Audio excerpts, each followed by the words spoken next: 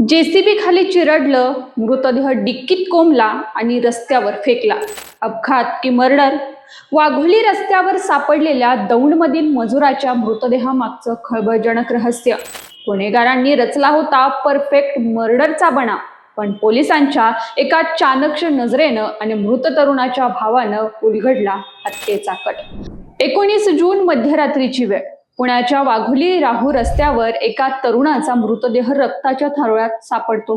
पहिल्या नजरेत हा एक असा साधा रस्ते अपघात वाटत होता, पण पोलिसांच्या एका धाग्यानं असा काही पर्दाफाश केला की ज्यानं संपूर्ण पुणे जिल्हा हादरला. एका मजुराचा जीव गेला आणि तो लपवण्यासाठी 5 जणांनी रचला होता एक भयानक कट. काय घडलं होतं त्या रात्री, पाहूया त्याच्या व्हिडिओच्या माध्यमातून. नमस्कार, मी प्रियंका आणि आपण पाहताय पुणे प्राईम न्यूज. सुरुवात होते उत्तर प्रदेशच्या सीतापूरमधून आलेल्या 23 वर्षाच्या रामू शंभू पासी या तरुणापासून. रामू पुण्याच्या दौंड तालुक्यातील खामगाव येथील एका गुराळावर मजूर म्हणून काम करत होता. नेहमीप्रमाणे काम संपवून तो तिथे झोपलेला होता. पण 19 जूनच्या मध्यरात्री काळ घोंगावत आला. गुराळावर एका जेसीबीचं काम सुरू होतं. चालक आलम अत्यंत निष्काळजीपणानं जेसीबी चालवत होता आणि अचानक चालकाचं नियंत्रण सुटलं आणि तो महाकाय जेसीबी थेट तिथे झोपलेल्या रामूच्या अंगावर गेला.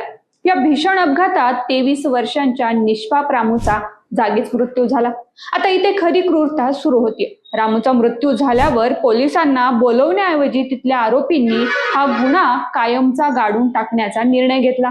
जेसीबी मालकानं गुराळावरील इतर गरीब मजुरांना कडक शब्दात धमकावलं. जर कोणी तोंड उघडलं तर परिणाम वाईट होतील.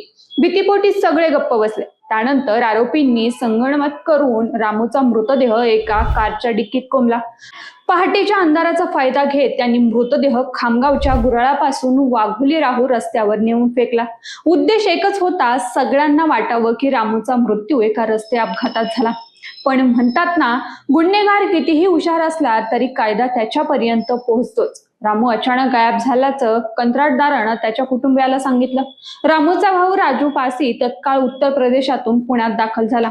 2 दिवस राजूच्या भावानं त्याचा शोध घेतला. 21 जून रोजी तो जेव्हा त्याच गुराळावर चौकशीसाठी गेला, तेव्हा तिथल्या लोकांनी देहबोली आणि संशयास्पद वागणूक पाहून राजूला खटका उडाला. काहीतरी काळबेरं नक्कीच आहे हे ओळखून राजूनं थेट यवत पोलीस स्टेशन गाठलं. यवत पोलिसांनी जेव्हा गुराळावरील संशयितांना ताब्यात घेतलं, खाकीवर्दीचा इंगा दाखवला, तेव्हा आरोपींचा पोपटासारखा आवाज निघाला आणि हा संपूर्ण थरार कट उघडकीस आला. राजू पासी यांच्या तक्रारीवरून पोलिसांनी जेसीबी मालक अविनाश यादव, गणेश जगताप, कल्लू उर्फ प्रधान आणि चालक आलम यांच्यावर गुन्हा दाखल केला. तर अपघाताची माहिती पोलिसांपासून लपवून ठेवल्याप्रकरणी गुराळ मालक नाथाजी कोळपे याला पोलिसांनी बेड्या ठोकल्या असून कोर्टानं त्याला 5 दिवसांची पोलीस कोठडी सुनावली.